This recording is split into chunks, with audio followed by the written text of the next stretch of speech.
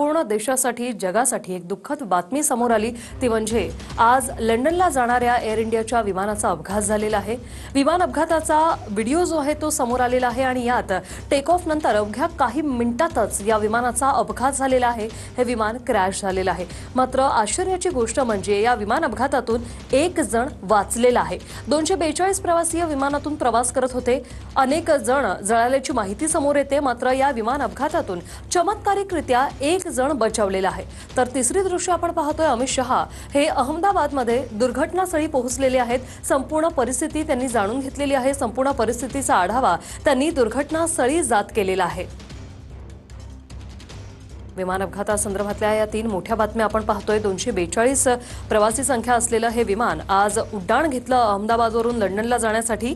मात्र काही वेळातच या विमानाचा अपघात झालेला आहे आणि यातून चमत्कारिकरित्या एक माणूस जो आहे तो बचावलेला आहे। 11A या सीटवर बसलेला हा माणूस जो आहे तो बचावलेला आहे।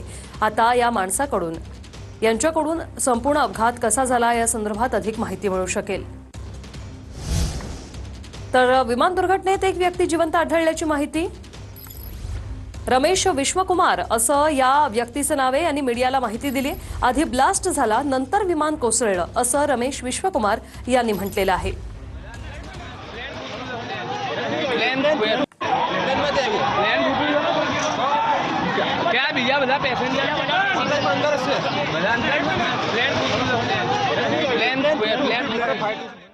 टेक ऑफ नंतर अवघ्या 30 सेकंदात हे विमान कोसळलं अशी माहिती रमेश विश्वकुमार यांनी दिली। मीडियाला अपघातातून बचावलेल्या रमेश विश्वकुमार यांनी ही माहिती दिली। आधी ब्लास्ट झाला आणि त्यानंतर विमान कोसळलं असं रमेश विश्वकुमार यांनी म्हटलेलं आहे।